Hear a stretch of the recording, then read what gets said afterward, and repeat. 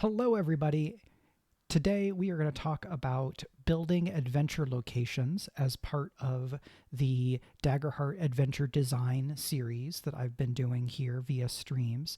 And we are going to use Fort Shadowpeak as our example location. This is as a part of the Bastion of Hope setting and is the place that the player characters are dispatched to in the Inciting incident, which is included in the campaign frame write-up. If you have not already seen the text of the campaign frame by becoming a patron over at patreon.com/michaelrunderwood, I can give a little bit of kind of a recap / condensed description, and then we're going to jump in. As you can see over here, I've got some bullet points on elements and things to hit. And as a reminder down here, this video is not official content of Darrington Press or Critical Role, and I am speaking only for myself and not for anybody else. While I was an additional designer on the game, these streams that I do are just my personal perspective on Daggerheart. So, with that said, some stuff about Bastion of Hope. Bastion of Hope is a defiant, heroic fantasy setting. Some people might use terms like hope punk to describe settings like this. Hope punk has become frustratingly embattled as a term, so I largely avoid it because people on the internet will come after me and tell me that I'm a bad queer for liking something in that vein, and I don't want to deal with those people. So, shrug emoji. Bastion of Hope is a world that was conquered by dragons after the gods who made the world decided to all come to an agreement for a non-interference pact. We're like, okay, we've made the world, we did some stuff, and now we're just going to let mortals do their thing. However, there were already dragons. And in this world, those dragons are ambitious and they are greedy. And so they took over the world in something they call the Great Acquisition. Those dragons then started building magical obelisks, which siphon the natural magic out of all the mortals and pool it together for the dragons to use and abuse. Fast forward several centuries, Chore, the goddess of freedom and revolution, is looking at the world, seeing how terrible things are, and decides that she's had enough of this non-interference pact. And so she burns through almost all of her divine power to break the non-interference pact and reaches out to a small number of revolutionaries in the realm of one of these dragon overlords in kind of a wooded area known as Veljulikas, because Julikas is the dragon overlord of that space, and Vel is place of or seat of, right? So that's how the naming conventions work here. Chore, the goddess, did a few important things. One, she revealed to these mortals that the obelisks are not magical protection for mortals, which is what the dragons say. They are not unbreakable, so she kind of shares the information with them on how to destroy or break these obelisks and their magical siphoning. And lastly, she gives a small portion of her divine might to a few dozen of these rebels who become known as the Chainbreakers. The Chainbreakers, with that magic, destroy some of the obelisks in Veljulikas, and that kickstarts a revolution that overthrows and kills that one dragon. So now in the known world, there is one country that is not ruled by these overlords. All of the overlords around them look over at this new nation, which is called Bastion, and they say, that's a bad idea. We don't want to let that spread. But these overlords also all hate each other. So they're having their own kind of factional conflicts between one another, which detracts, luckily for Bastion, from just all coming together and annihilating the upstarts. But that is certainly a danger. Also along the way, some of these dragons were overthrown or killed, some by other dragons, and some by powerful necromancers, whether they are undead or just using a necromantic power. And so by the time Bastion is freed, right, when Julikas is killed, in the continent around Bastion, there are dragon overlords and then there are necromancer overlords. So that's kind of the status quo. My inciting incident here, you can see on this page. The key stuff here is that there is a place called Fort Shadowpeak, which is a border fortress at the very edge of Bastion's territory. And the people who had been assigned there as like kind of border watch against the various overlords have not reported in some time. There were some rumors of undead attacks, right? There's some complaints of like roving undead. And the leadership of Bastion, which is mostly but not entirely surviving chainbreakers, send a group of new chainbreakers to investigate the situation. Part of the conceit of a Bastion of Hope campaign is that the player characters are part of a small round of new chainbreakers that were empowered by Chore after a number of these chainbreaker revolutionary heroes died during the revolution. And so part of what the campaign frame itself does is gives the player characters these divine boons based on their heroic virtues, which part of the like cool new mechanics for this campaign frame. So the characters are sent to Fort Shadowpeak. It's a day and a half ride from the capital city of Chore's stand.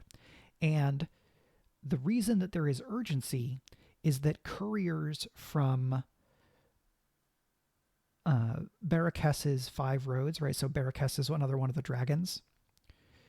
The Nation of Five Roads, which is kind of, it's very shipping and logistics and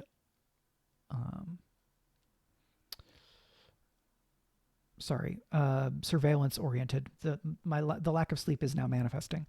It's very surveillance oriented, but a lot of countries use Five Roads as like bonded couriers to guarantee that the things that they are sending or selling actually make it to where they're going.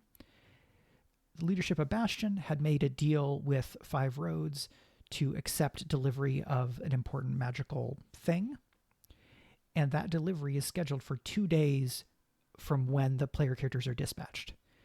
So they need to get to Fort Shadowpeak, figure out what's happened, deal with whatever problems there are, and then have everything in order by the time these couriers arrive. Because if the couriers arrive and see that the Nation of Bastion cannot keep its house in order, the Bastion leadership is very confident that Barakes will no longer do any business with Bastion as a nation, and their chance of building at least a trade ally will be completely sunk. So what this inciting incident gives is a specific direction and a location. It gives time pressure, and it provides a kind of faction relationship dimension so that the actions of the player characters have impact on several different layers of what is going on in the setting, and will help introduce the players to some of how the geopolitics of this continent are operating, because Bastion of Hope is a whole world, but for this campaign frame, the map that I have made is just one continent, because I didn't want to try to do an entire world's worth of map as a thing that goes right away at the beginning of the campaign. I think it makes more sense to me to have basically a region map. And then as I continue to publish more material for this setting, where there is interest, right? Mankey Root is here and has been running Bastion of Hope, which is very cool, and I'm always glad to hear about that campaign and like differences in approaches here. The Bastion of Hope campaign frame itself is scheduled for release this spring. I don't have a firm date just yet, but as soon as I do, I will let you know. And today, partially as a lead-in to that release in, one to 3 months, let's say, I wanted to build on some of the material that I already have, and what I'm using here, as we scroll down, is some notes that I took when I ran this starter adventure for a group of people earlier, not earlier this year, sorry, last year, shortly after Daggerheart was released. So I have some prep-oriented, I have like notes that are game prep that I wrote to myself, but, and I think this is something that I've said before, the level of writing that I do for myself in terms of how much I fill out and what I detail when I'm doing prep for games is, I believe, less prep than people who are coming to fantasy adventure material looking for a written adventure. It's not as much as many of them would want. So what I want to start doing today is bridging that gap from the prep that I did for myself and the more complete written material that could be a fleshed out adventure module to go in what I'm hoping will be the second of several short releases in the Bastion of Hope setting.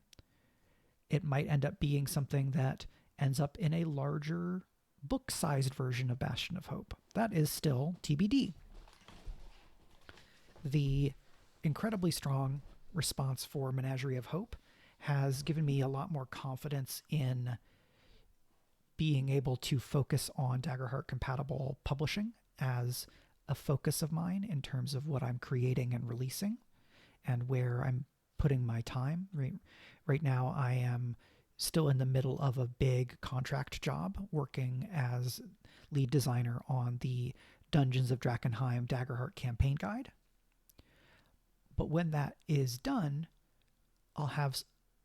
there's the question of what do I focus on next, right? Do I try to find another larger freelance job where there is certainty, but I'm working on somebody else's stuff? Or do I focus on my own stuff when the Menagerie of Hope Adversary release has gone really well? I wouldn't necessarily expect that a campaign frame, even a really good one, would sell as well as that Adversary book because there's been such a strong call for additional Adversary publishing from Daggerheart communities and players and GMs. But that is a bit of setup on Bastion and a bit of context of where I'm coming from with this specific part of the broader Bastion of Hope project. So this is a little bit working backwards.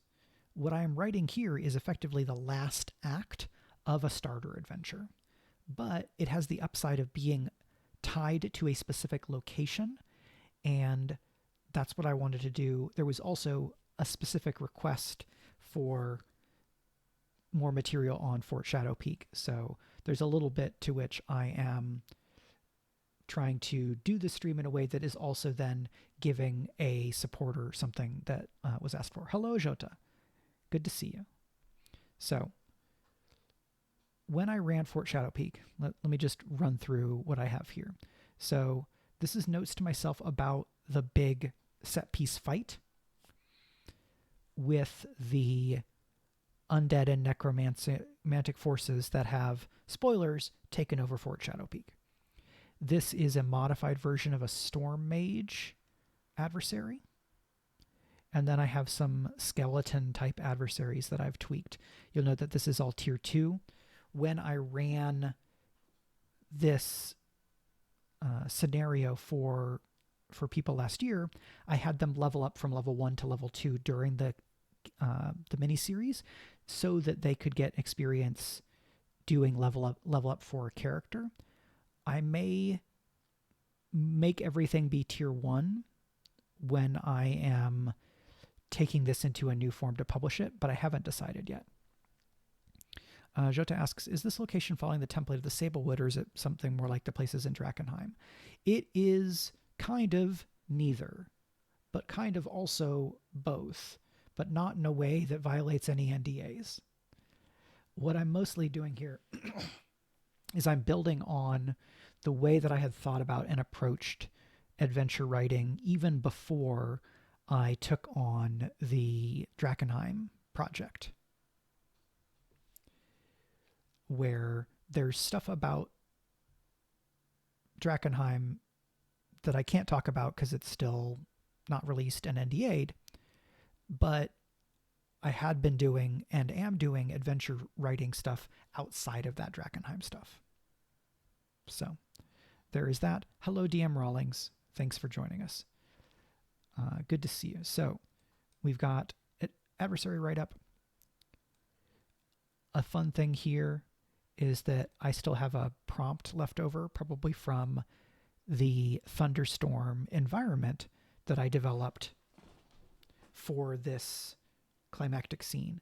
And the way that I used it in practice was that I had there be like rain when the player characters were coming into the fort, and so that the storm was a potential or something that was on the horizon.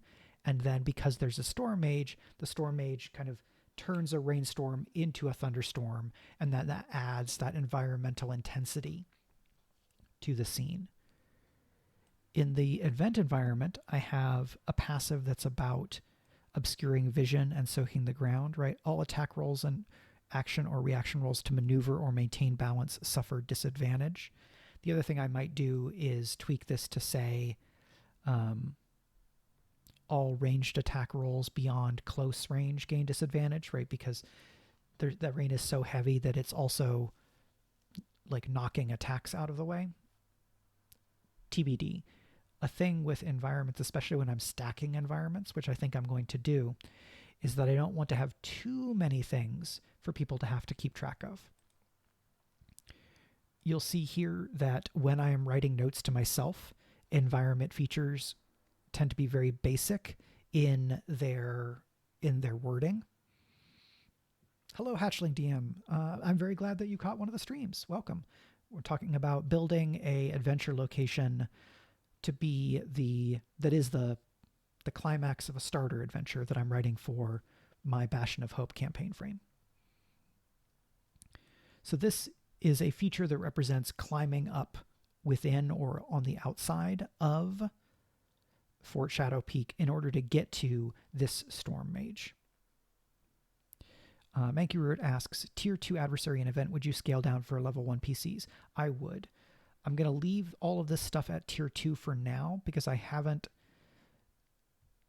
written enough of the rest of the adventure to decide whether I want everything to be Tier 1, because this is just going to be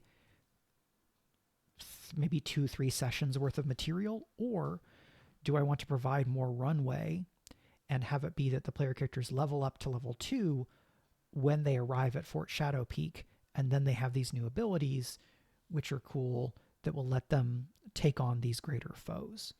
When I ran this last year, I think there were 3 or 4 sessions total. It felt like 4, but it may have only been 3. And so we had 2 sessions, they leveled up, and then they had the 3rd session as level 2 characters.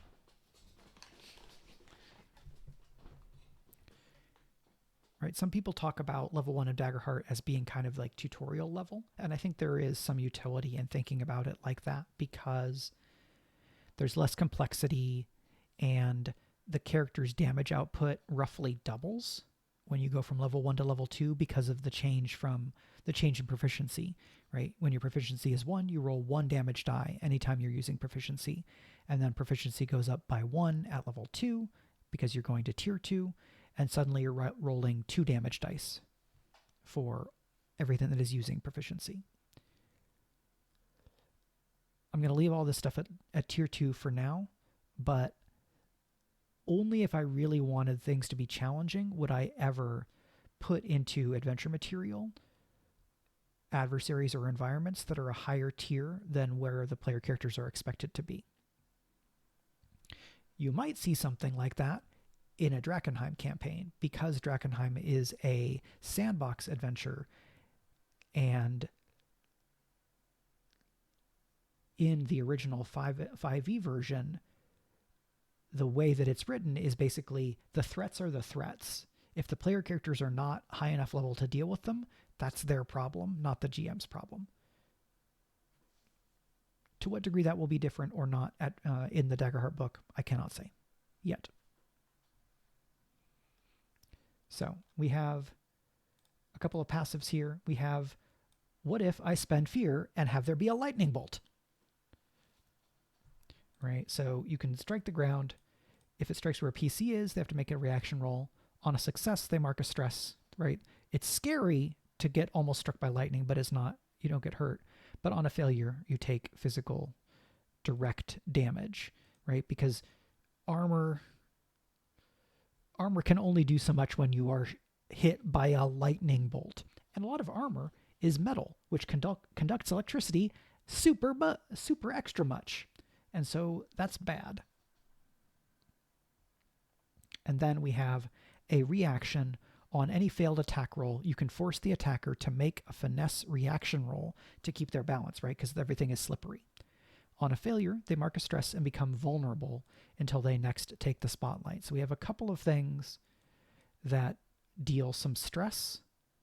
This is good, leading into and in support of a climactic scene, because some of the adversaries might be dealing player characters stress. The characters may be spending stress to use some of their more powerful abilities. And if there are stress sources coming in from a few different places, we're more likely to potentially have the situation where the player character will end up with all of their stress marked and then become vulnerable, period, until they are able to clear stress. Drakenheim sounds like a Soulsborne game, says Hatchling DM. I was always walking into high-level areas and getting destroyed in those games.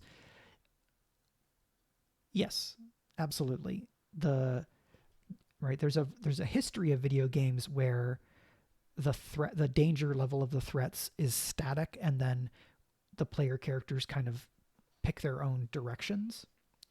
But I have also had the experience of finding myself in a area in a Soulsborne game that is much more dangerous than my character's current capabilities would allow for handling. There is a fun bit in Elden Ring that I saw a lot of people experiencing, which leads to moments like that. And I was very lucky that Meg and I were on the couch. I was playing, she was watching. I encountered that situation, and we spent the next 20-something minutes being like out of our minds. Like, what is going on? How do we get out of here? What are those things? Great experience. And Esmond says, a fun thing about Drakenheim is it has some really great factions. It's a lot more social and intrigue in that setting than you might think. Absolutely. The faction interactions in Drakenheim are a really big part of the campaign.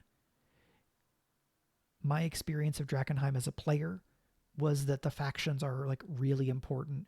And so I'm bringing that experience into the project of reinterpreting this for Daggerheart. But I'm going to leave that there so that I make sure I don't inadvertently say some things that would be best left for later on. But if you are curious about Drakenheim and have not played or run that campaign before, you can find a free campaign frame that I created working with the Dungeon Dudes. This is a campaign frame you can use to run a campaign of Daggerheart right now. As a campaign frame, it does not fill in all of the things that you might need to run a campaign of Drakenheim using Daggerheart. I know that there are people who are running Drakenheim campaigns with Daggerheart. Some of them started before this campaign frame was released, and then some of them are using that frame but then filling things in on their own, either because they know the Drakenheim setting and campaign really well, or because they are setting themselves the fun challenge of doing some of that adaptation themselves. The advantage of the full campaign guide that backers of that Kickstarter that I linked will get is that I and a team will have done a lot of that work, ideally most of that work, so that it's easier for you to run. Daggerheart is still very much a game of collaborative storytelling and of making something your own. But one of the things that I saw people asking for and that got discussed during the Drakenheim Kickstarter was people asking for more specific, more extensive adventure material and support text to be able to run a campaign, even though and even when they are adding their own creativity, they are doing collaborative storytelling with their players. Duke Stamina asks, so it would be kind of like running the Quick Start campaign. It would be most like running a campaign using one of the campaign frames from the core rulebook.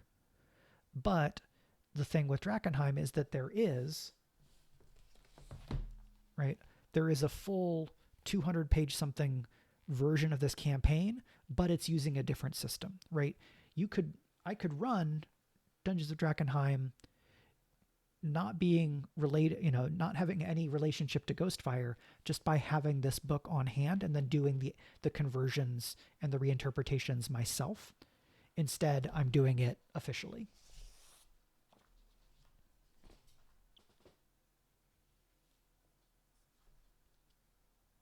Okay. So always good to get excitement about Drakenheim, right? I've been a little quiet about it just because I've just been working, but things are going. I have been having a very good time working on it, and I'm excited for what it will eventually be and whatever we're able to share along the way. Hello, adventure lies ahead. Better late than never. We were just talking some about the Drakenheim Daggerheart campaign guide that I'm working on. Because this is an adventure location and that's a big adventure book and so on and so forth. Other stuff here, right? I just wrote out my tier 2 versions of the Skeleton Dredge because this is a tier 1 minion. I beefed them up to tier 2. I had this Patchwork Zombie Hulk. I think I might have left it at tier 1 because it's a quite nasty tier 1 adversary. And then I took a skeleton captain or skeleton knight is the name of the adversary, sorry. And I turned them into my captain of the Marrow Guard. And the Marrow Guard are a military force I made up that are part of the forces of the Marrow Queen, who is one of the overlords in this region.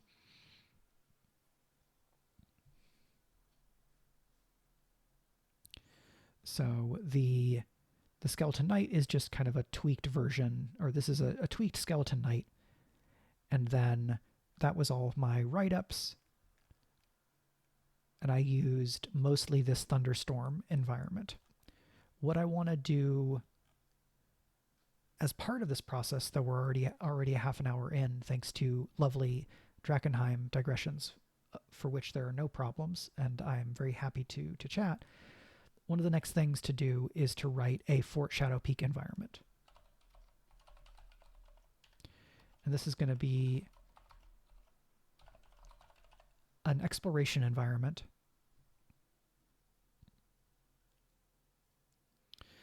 Duke Stamina says, I think the only issue I've been running into as a new DM is how to session prep using a campaign frame. I feel like I work best when I have a box to think outside of. Well, I have a few streams on GM prep and kind of utilizing that. So if you haven't gone and looked through the kind of backlist of streams that I've done that are all on the YouTube, you might go and look at that. But if you have and there's something that I haven't covered or that you have follow-up questions on, you're welcome to ask them here, or you're welcome to, of course, ask them on the YouTube videos when you get to them. So most of the GMing specific and prep oriented videos have a background that's a bunch of multicolored dice. NSMen says, if I can toss out another name I really respect for GM prep, Sly Flourish has some excellent advice too. Big +1. I definitely agree with NSman. I reread Return of the Lazy GM several times last year, either 2 or 3 times all the way through the book. I'm just going to take a drink here.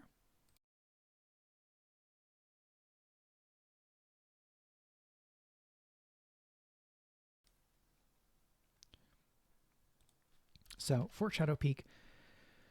What I want to do here is I want to have an environment for the fort in general, and then the thunderstorm environment can be an escalation on top of some of the material that was already experienced or already tackled by the party in a previous session or earlier in the same session, right? Because the overall fort environment will have things like feature about sneaking around,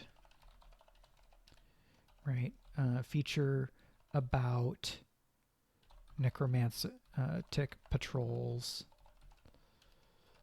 Feature about figuring out finding survivors, prisoners.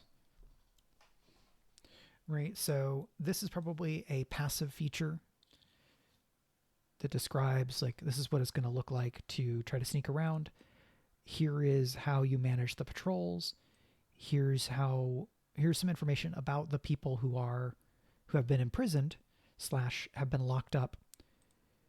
There's also, of course, the sad potential that some of the people who are guarding Fort Shadowpeak have been killed and then reanimated as undead, being controlled by the Marrow Queen through proxies, since the Marrow Queen is not here during this adventure situation.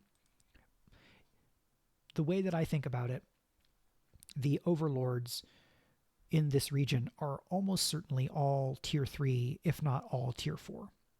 I had thought about doing something that was very much like a Ubisoft game, or like specifically like Assassin's Creed or a Far Cry, where it's like, in this region, this is a tier 2 region, and then the boss of that region is a tier 2, like super solo boss, multi-phase adversary kind of a thing. I haven't decided whether I want to go with that. The reasons to do it would be to help give more shape to a campaign in this region, to make it easier to know where to go. But then the downside is it has less flexibility, because if the Marrow Plains is a tier 2 region, then if somebody wants to have to redo the Marrow Plains as a tier 3 or tier 4 region, they have to redo more things. So it's a little bit of a trade-off, right? If I make it more specific, I can provide specific support, right? Here is a tier 2 environment that is the Marrow Queen's castle. Here are tier 2 adversaries that are the Marrow Queen's honor guard and things like that. But then I lose the flexibility. DM Rawlings, get to the top of the tower to expose the map. 1000%. I had realized to a funny extent that having the obelisks is a little bit like having map towers, but it doesn't really work the same way. So it's not. I don't feel like it's actually that derivative. And Hashling DM says that's what we have for Dragon Dowsers, which is tiered biomes to explore with options for difficulty adaptations. Yeah, I think that approach where you give specifics but then provide the tools for scaling is probably a really good middle ground option for many people writing adventures. I'm not going to say it's the only approach, because I don't think that's true. I think if you go, the more specific you go, the more thoroughly you support people who stay close to that specificity, but then the more adaptation work you're leaving for people who want to adjust it. But if you leave it really, really vague, then you're not giving as much concrete support, and you're leaving more work for the GM and the players to do. So I think especially in a larger adventure module, you want to provide some types of supports, right? In a sandbox type of environment, it's more like, here is what's out there, use it as you see fit, versus something that's more linear, that is, here is a way that you can do this, and here are how you might do all of these builds, right? We have prepared it for you. Use this or adjust it at your leisure.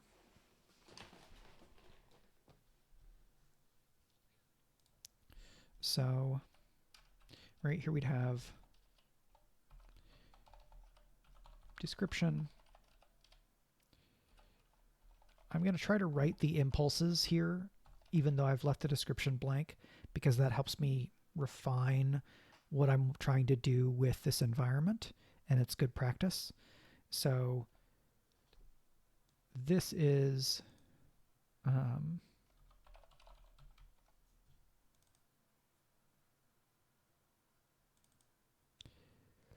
this saying captured Fort Shadowpeak makes me think of like Punished Snake from the Metal Gear Solid series. I really only ever played the first 2 games.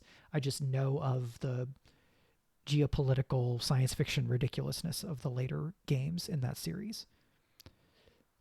Right, so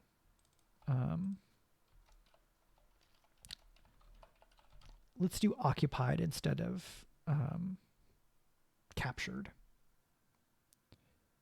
So that would be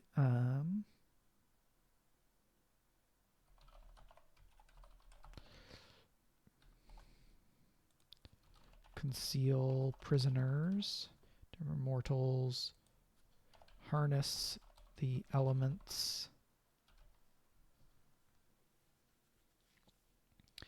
And Esmond says, I wonder what a Kojima-style campaign frame would look like. Probably amazing. I do not know Kojima's work well enough to even start trying to figure out how to do that. I think something that I find really admirable about kind of Kojima's approach as a creative lead is that the projects that he leads just don't care about what is realistic, right? It's much more expressionist storytelling, as I understand it, where here is the thing and the feeling that we're trying to convey.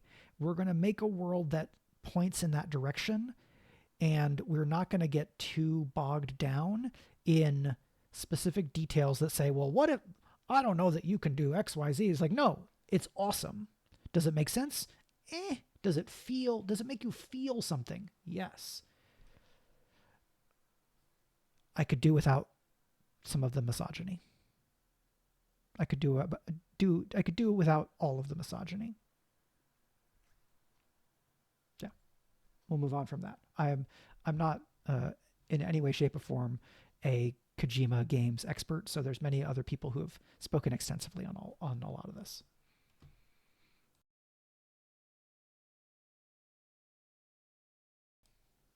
But as somebody who has a little editorial voice in their head saying like, oh, this isn't really very realistic, is that you're not being a serious storyteller, right? I have that voice in my head who wants to be a cop about things, and I still struggle to tell them to screw off.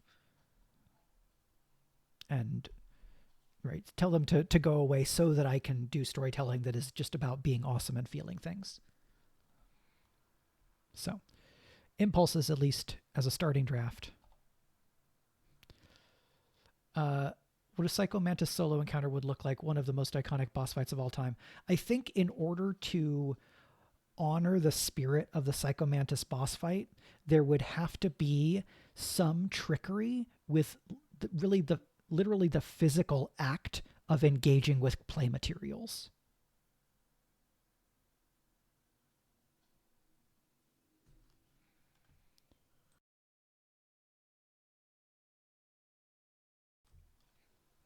Yeah, fourth act must fall. Something like Psycho Mantis says, oh, DM Rawlings, I see you're running low on hope. no one's going to come and tag team you today, right? Like, what's the way to translate that kind of sense of surprise and a different relationship to the material? And then what's the player version of using so spoilers for Metal Gear Solid, a game that's more than 20 years old, um, plugging your controller into player 2 so that Psycho Mantis can't predict what you're doing.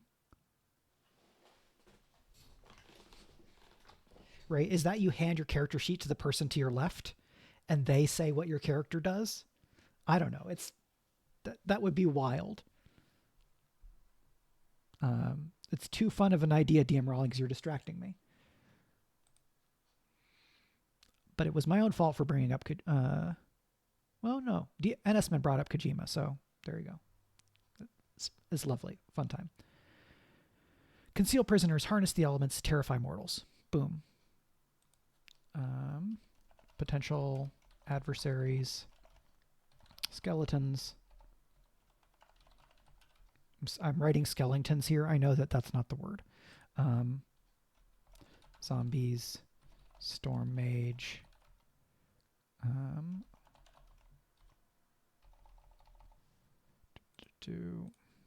Marrow guard captain.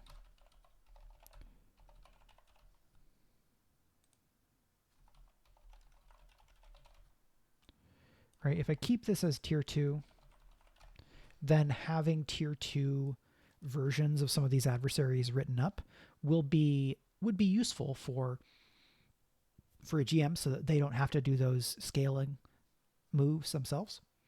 Excuse me. So that could be a value add, right? Having tier 2 versions of some of these common, very usable adversaries. But even if I were to bring everything down to tier 1, I would probably make a new stat block for at least one of these adversaries, whether that's the Marrow Guard Captain or the Storm Mage, so that the kind of boss character felt more distinct. Making a custom stat block is also a way of suggesting this person is important, especially if it's a named stat block, right? If it's Karthus, Captain of the Marrow Guard, right? Then I can give Karthus motivation, like specific motivations and a specific history as a character, rather than only being a adversary. We're still on video games, so here I'm thinking, right? There's video games where you'll get a named adversary, but they won't have any backstory.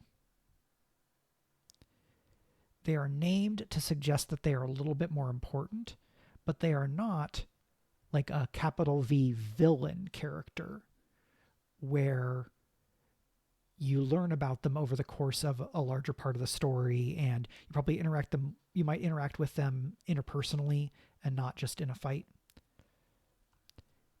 The more of a person and the more of a well-rounded character I make Karthus, the more I am inclined to want to create a situation where the player characters will talk with Karthus, even if a fight is inevitable, or talk with Karthus during a fight. Right, and I have a name for the Storm Mage, right?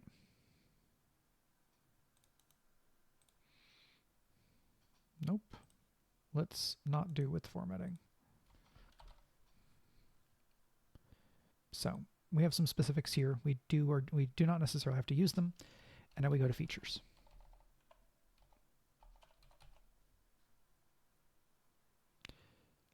Hatchlings DM says, like an elite enemy, but someone who has no overarching influence on their adventure. 100%.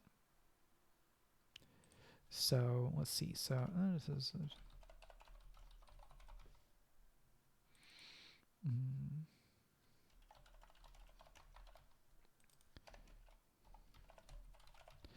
this is a Critical Role joke, because when they say "Making My Way," they always go to the that song, that pop song from probably also 20 years ago. Maybe it's only 15 years ago. Who knows? I'd have to go check. Like, no one could know. Lots of people know. I don't remember.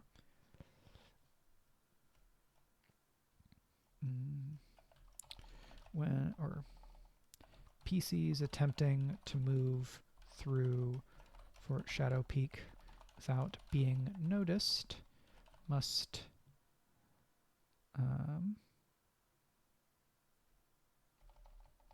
or when PCs activate a consequence countdown, let's say 5, representing the Marrow Guard's alertness.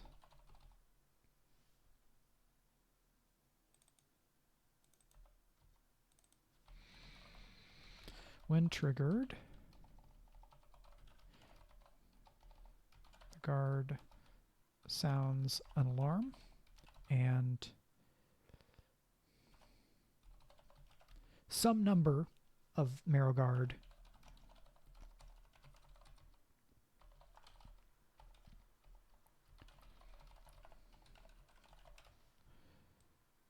so there's a way where I could do this where the alarm gets sounded and then that activates another countdown for the guards are going to be here.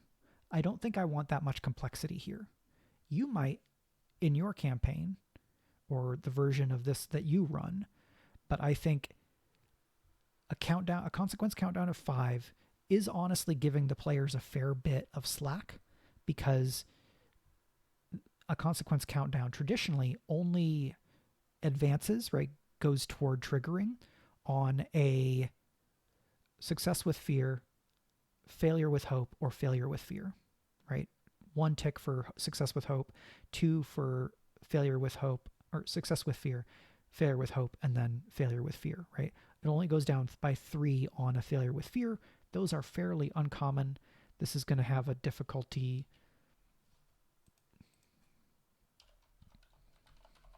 of 14 at tier 2,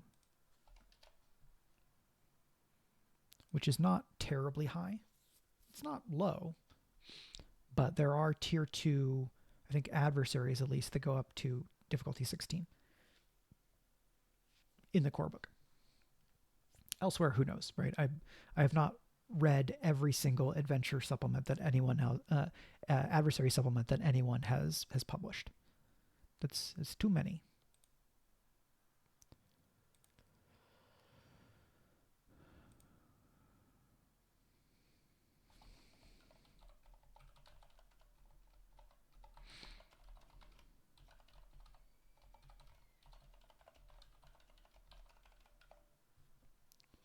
Right. I might change the language on this to unpack it a little bit more, right? To focus on it being a passive, I might also do something like Fort Shadowpeak is constantly being patrolled by the Marrow Guard. If the PCs attempt to move through the fort without being noticed, call for finesse group action rolls for stealth, and activate a consequence countdown, yada, yada, yada, yada. The trick here is that this is basically suggesting that the alarm is a constant danger, and that even rolls that are not about stealth might potentially advance this consequence countdown, because when the GM has a move to make and decides that the consequence they're going to apply is one that will, in how it changes the fiction, then manifest in the countdown by advancing the countdown, right? Because we begin and end with the fiction. If a player character is trying to pick a lock to get into the barracks section where they're going to try and find prisoners or look for prisoners, and the character gets a success with fear, I might say as the GM, great, you pick the lock, but as the door swings open, it makes a really loud creaking sound, and we cut away to a zombie that goes turning toward the sound, and I'm going to advance the consequence countdown by 1 tick. right? Begin and end with the fiction.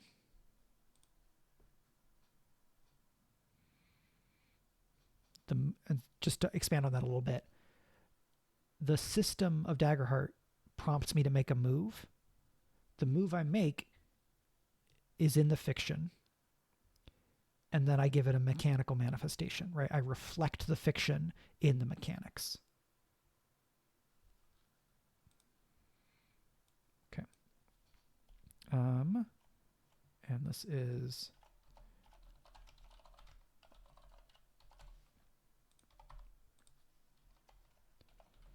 this, I think, is also probably a passive, because this is about who is there. And then I think there's going to be some kind of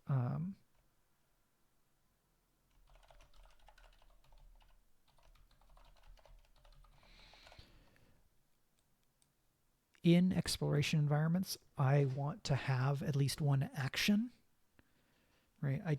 For an exploration environment, I am likely to end up with about 2 passives, 1 to 2 actions, and 1 or 2 reactions, right? A total of 4 to 6 features.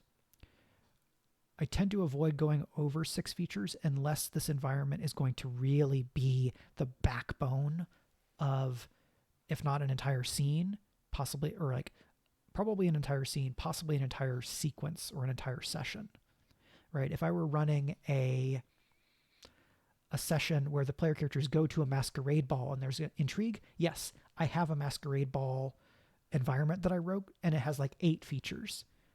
But I would not expect to use all 8 features in a given session, because several of them are basically different plots that I spin out toward the player characters and see what they do about it.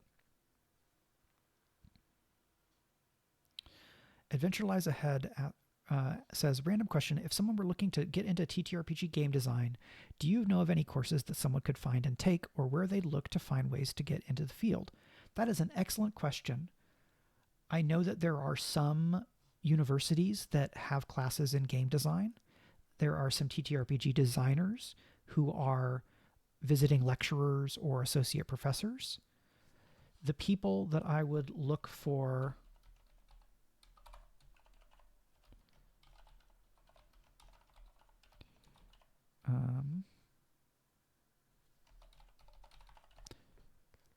I am finding some names for you.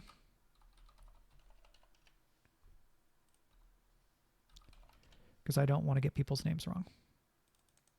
Okay.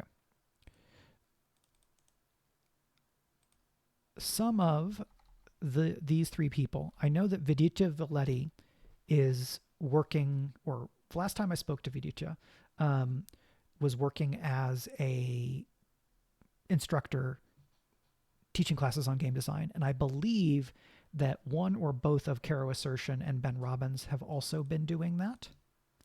So you might look for them, or you might like take that name plus course and see where it is that they're teaching, see if that's anywhere near you. For the classes kind of a thing. Other places to look would be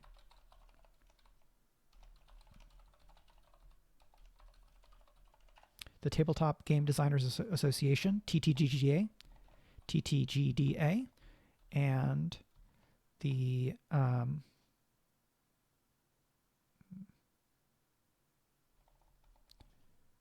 then there's another organization whose name I'm forgetting right now.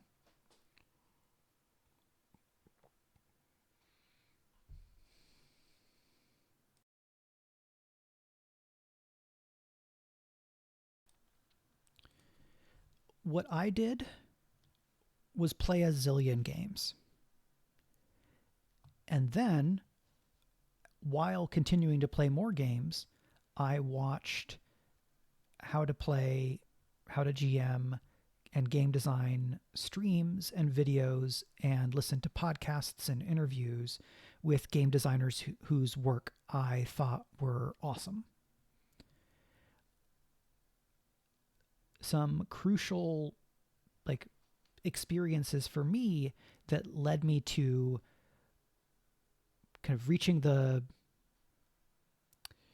it's kind of a landmark change and mindset shift for me in coming to internalize the Powered by the Apocalypse design paradigm and then design styles that emerged from Powered by the Apocalypse.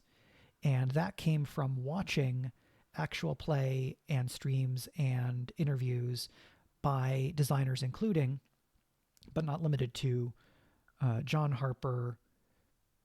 I'm going to mention somebody who is no longer active in the field due to his misconduct. So content note for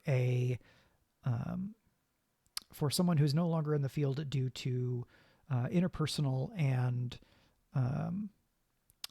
sexual assault or simulated sexual assault, fictional sexual assault, that being Adam Koebel, who understandably does not have a career in RPGs anymore, and that's probably for the best for everybody. But before any of that, I watched a lot of his videos, and while he did not end up practicing what he preached about safety tools and things like that, he had a lot of other things to say about game design, which were very informative and inspirational to me, which then puts me in this weird position when I'm having these conversations and I have to preface everything by being like, hey, so we're not cool with this person, but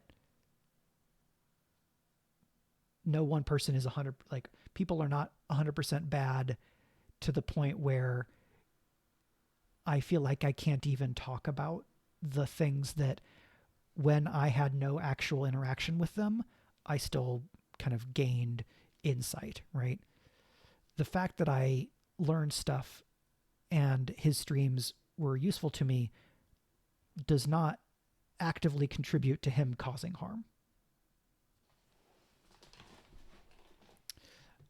Hatchling DM also says, I would also suggest reading and playing the TTRPGs you like the look of and then comparing them to their SRDs, system reference documents. That is a great idea. A lot of designers have taken to the practice of opening up their systems with these system reference documents so that you can use core elements or core structures of the games they've made to make your own games or to make new things for their game. And learning to figure out, like investigating a game and then seeing what have they opened up versus what is different in the specific incarnation of that game that the SRD came from. That can be a really useful tool. The folks at Rowan Rook and Decker just released the Havoc engine, either SRD or like design kit. The Havoc engine is most well known for the game Eat the Reich, which is a very specific kind of it's historical fantasy, but the historicism of it is very vague because it's not trying to be historically accurate. It's trying to be like kill Nazis, right? It's being metal and cool and killing Nazis as vampires.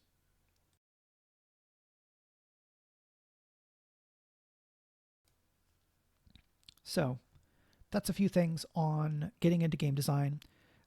Other stuff to do will be finding emerging game designers, right? Folks who are early in their career, engaging with their work, giving them positive feedback, right? Telling them the things you like about their work, finding places where they are in conversation with one another, and then entering those spaces, respectfully and kind of becoming a part of those conversational and design communities. And then if things go well, you will find people that you like talking to. You may find people that you work with, and you will build community. It has been my experience, and it is what I hear from other designers, that it is much more useful to network laterally with people who are close to the same stage of career as you are than it is to try to network vertically, where you go, here's a designer I really respect. who is established and has been active for more than 10 years. I'm going to become their friend and then they're going to want to work with me. It might happen. But people who are already really established, what they need from colleagues and what someone new to the field may be able to offer, it may be much harder to be able to create working relationships like that. And it's probably much easier to find people who are around the same career stage as you are, where you can support one another and rise together. Adventure Lies Ahead. Eat the Reich, for me, is an incredible example of a game with a very narrow focus, but everything about the game in how it's designed and presented is kind of supports that creative intention so that it is like a laser beam. It is not a game that you use to do almost anything else other than be vampires that kill Nazis.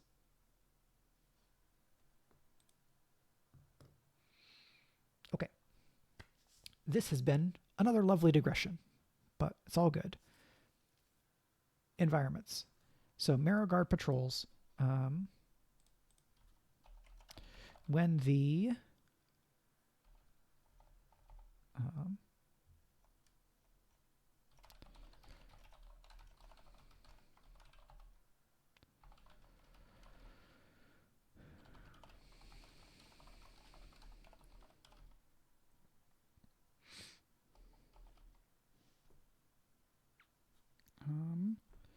I'm going to change this into an action. I've changed my mind.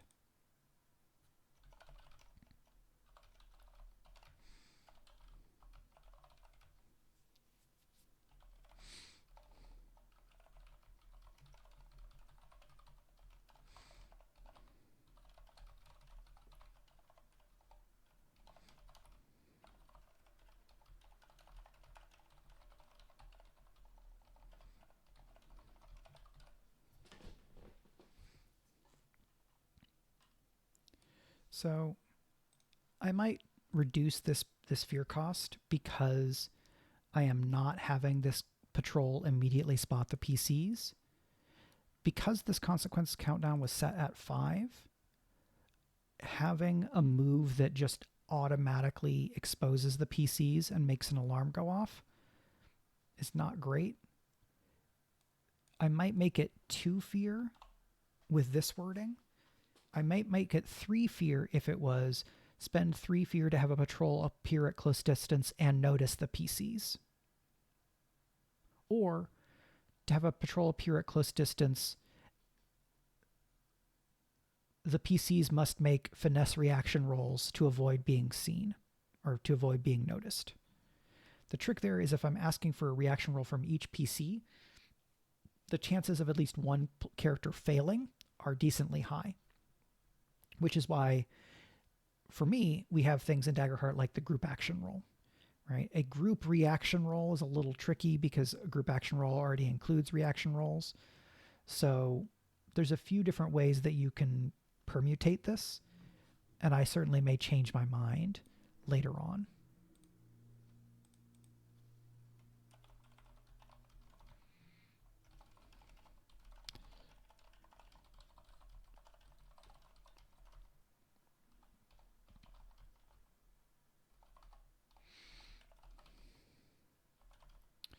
And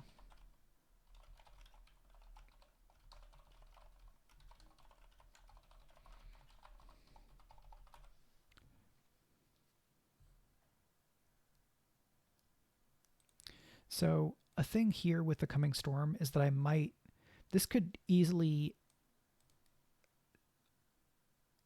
potentially lead to a environment shift move where you use this and then you introduce something that's effectively the cult ritual environment, but modified to be about this thunderstorm thing. What I might then do is take my thunderstorm environment and turn it into a thunderstorm ritual where it has these features, but then there is also some kind of countdown that is about the Storm Mage drawing power. And then if that countdown triggers, the Storm Mage gains some power, and it signals that Marrow Queen that she should send like a larger invading force. So that could be interesting. Because what that could do is that could even set up basically a subsequent adventure. Hatchling DM asks, do you have an instinct about fear economy, or is it through experience with designing for the system? It's both. In the core rulebook, almost all fear features cost 1 fear. Some fear features that introduce or spotlight a horde of enemies or a group of enemies costs 2 fear. Unless I am forgetting something, I don't think that anything in the core rulebook costs 3 or more fear.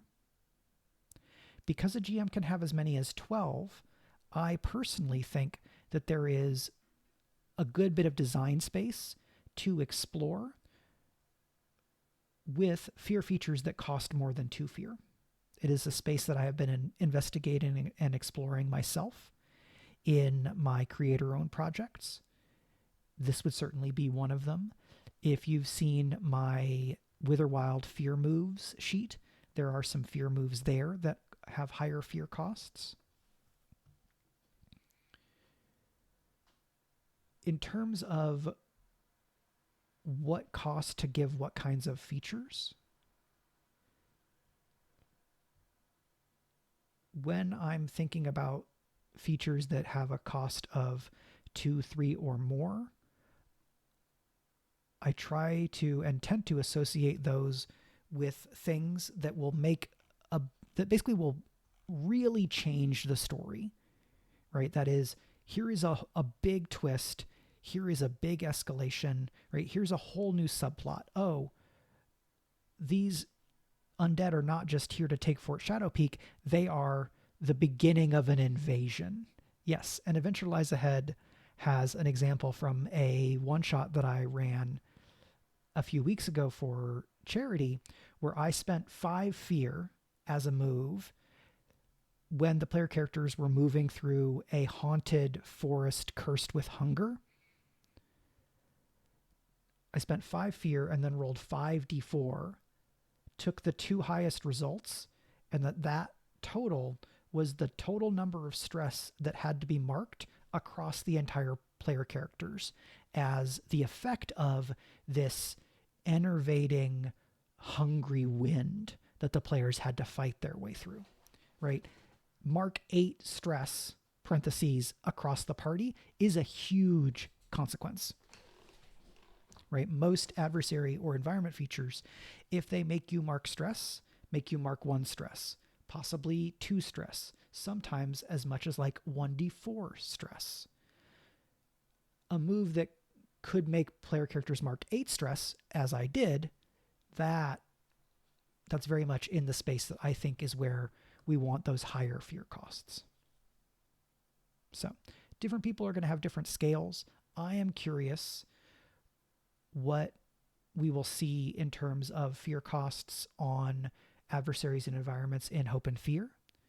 What, if any, scaling fear costs we see for things in future Darrington Press published adventures, right? In the various keynotes or kind of presentations that Darrington Press has done at Gen Con or PAX Unplugged, right? They've talked about Jeremy Crawford is working on this kind of adventure thing, and Chris Perkins is working on this kind of adventure thing, and Keith Baker, who created Eberron, is working on something. Seems like maybe a setting. I don't know if it's going to come with an adventure, right? There's stuff that Darrington is producing and publishing and or having made where we might get a kind of more official, larger range of fear costs.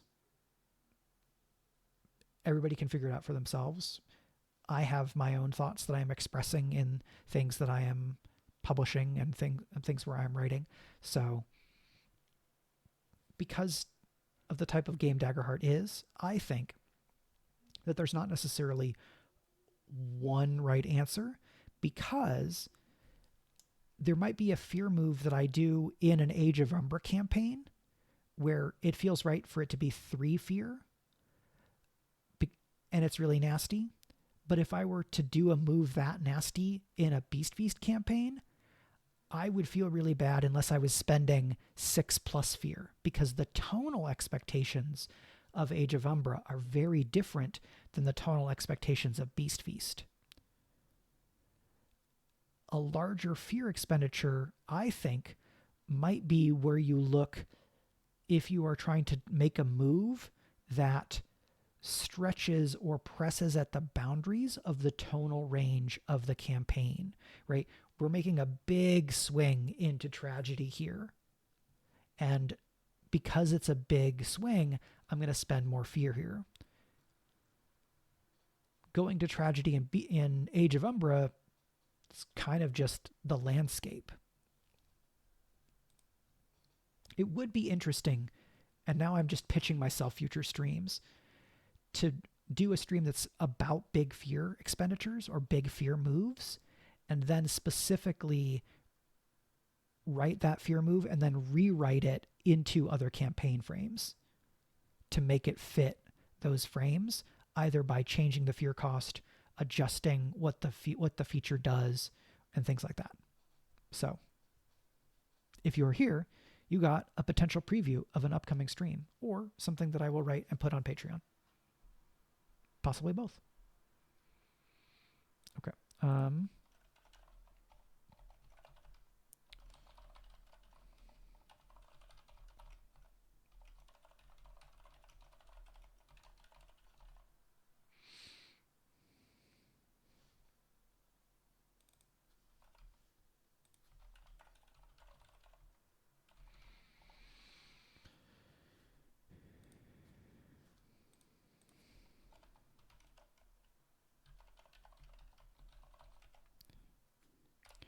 So what I'm doing here with the coming storm, sorry, let me scroll down. Jalesna the Storm Mage is summoning a great thunderstorm, so on and so forth. Spend a fear to introduce the thunderstorm ritual environment, and immediately use a countdown feature, which would be the feature that I add to that environment that talks about the ritual where she's drawing power and alerting the Marrow Queen, right? That's this kind of a thing. This is...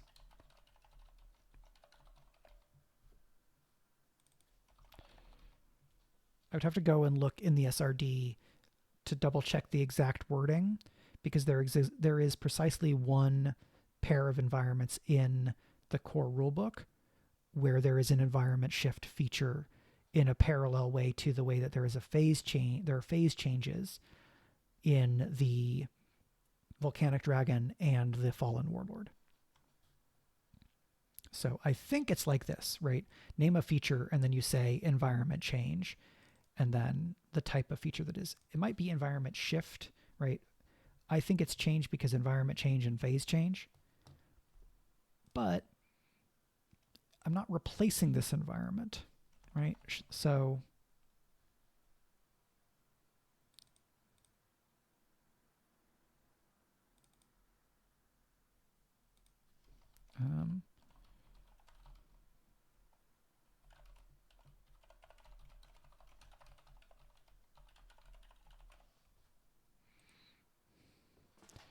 right, I'll add this here just as a note to myself that I was not, in fact, intending for people to remove the original occupied Fort Shadowpeak environment, because that's not my intent here.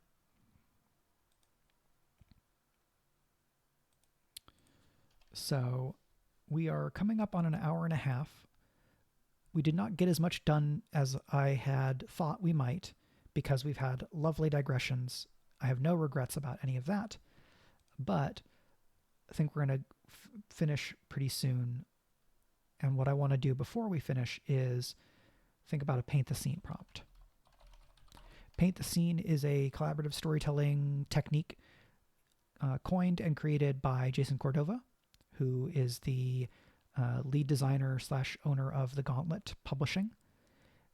lead designer of Brindlewood Bay and the Between Public Access and other games like that. Public Access was just reviewed on Quinn's Quest, so some of you may be familiar with that name as of this week. Paint the Scene here is going to be about finding the right question to ask for the group together to describe Fort Shadowpeak in a way that will increase the emotional investment and buy-in of the party, right? That this fortress was built by a tyrant.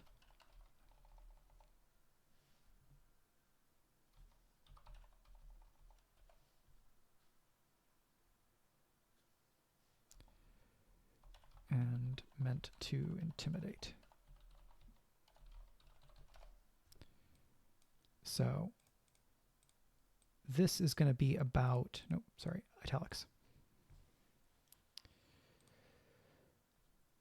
When the party gets to Fort Shadowpeak, the thing I want to convey to the players is, hey, this is a free nation now, but this fortress was built by a tyrant, and it was meant, among other things, to intimidate her foes, parentheses, the forces of other tyrants, right? So this is not a bright, shining fortress keeping back the darkness, right? It's not that. It is, this fort was already here, and we don't have options. We don't have the time or the resources to build a new fortress. So we've just kind of tried to put a coat of paint on it so that we can use it. And that coat of paint may be entirely metaphorical, right? Maybe they repainted things. They probably changed the banners, right? It's not the Julikos banner anymore. It's the Bastion banner. But the thing about Fort Shadowpeak is that there should be this sense of layering. How did the people of Bastion try to mitigate that?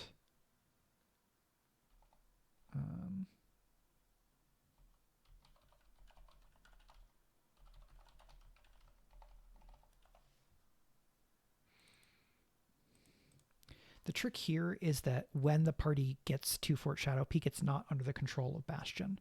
So we have fort built by a tyrant meant to intimidate, taken over by free people, and then they try and make it not so scary or not scary to mortals.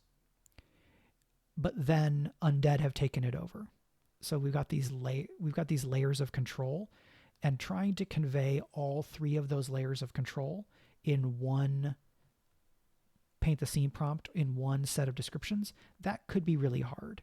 So this might be too much to try to tackle in one paint the scene prompt.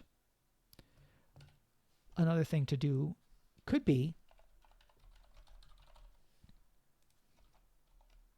right,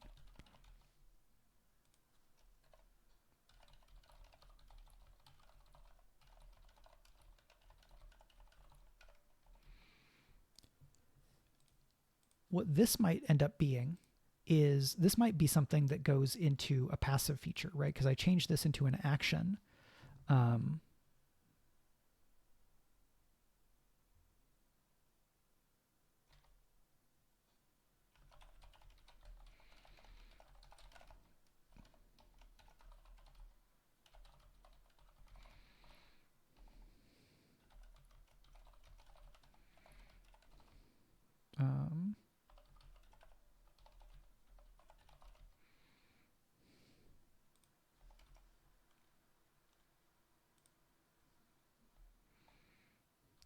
So if this were a domain of a necromancer, this would be more about, like, it's not inimical to mortal life anymore, but because it was a dragon, there's a little bit less of a shift. So I'm less sanguine on this, but I'm bump vampires, undead, things like that. Because we could add this kind of a thing. How did the people of Bastion try to mitigate the frightening designs as a prompt question with this environment, and put it there instead. of being a second layer of a paint the scene, which might, one, overwhelm the party with too many different descriptions, or two, slowed things down more than the GM wants to, right? You come upon Fort Shadowpeak, the GM gives a little bit of a description and then says, and now we're going to paint the scene. How did the, right? How can we tell that this fortress was built by a tyrant and meant to intimidate her foes? We have that established, and then the player characters get closer, get into the fortress, and then we would apply the second prompt.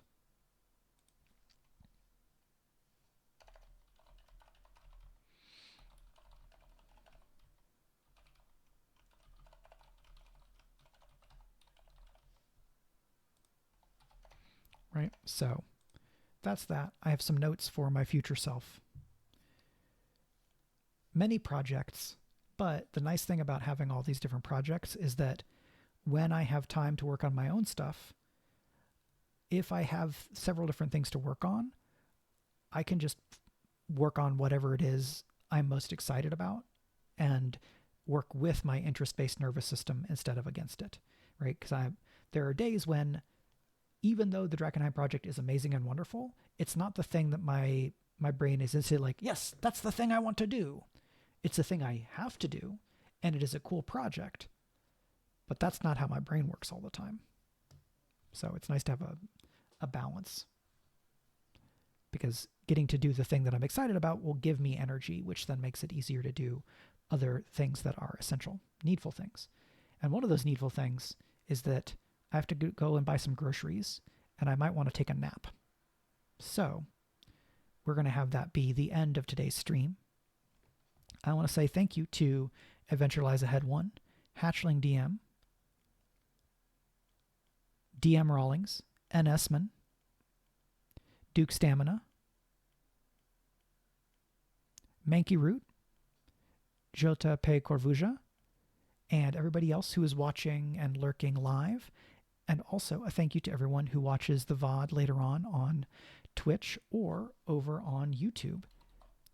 If you are new to my streams or not familiar with my work much in general, if you go over to patreon.com/MichaelRUnderwood, I have links to and posts of a bunch of other thoughts about Daggerheart, sharing my kind of personal perspectives on things, on the game, as well as a lot of these videos. And I have playtest materials for some new Daggerheart compatible stuff that I'm working on.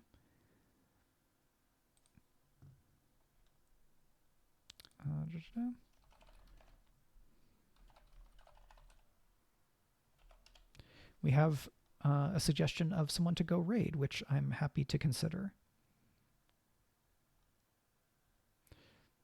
I went to the Twitch main page and I found, I think, one group that is streaming, but I don't want to presume, because it looks like there may be some other people doing that. We'll let Poketoa make the suggestion.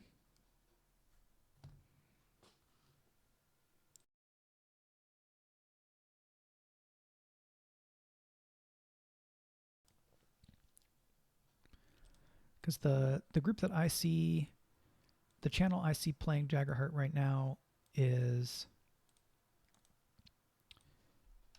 this Cult Draka here. So Poketoa, if you were thinking of another group, go ahead and drop the channel name in here so that we can do that raid.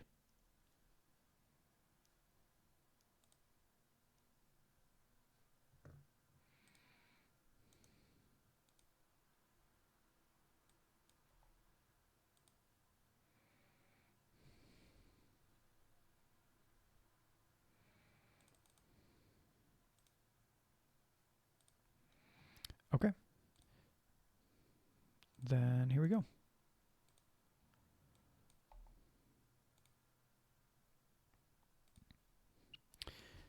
And for rating, you can just say Team Turbo is here. Hang out there as long as you like. See what they're up to, and if you're okay to stay longer, that's great. If not, you're welcome to lurk, say hi, whatever you like, and then I'll see you all next time. Bye.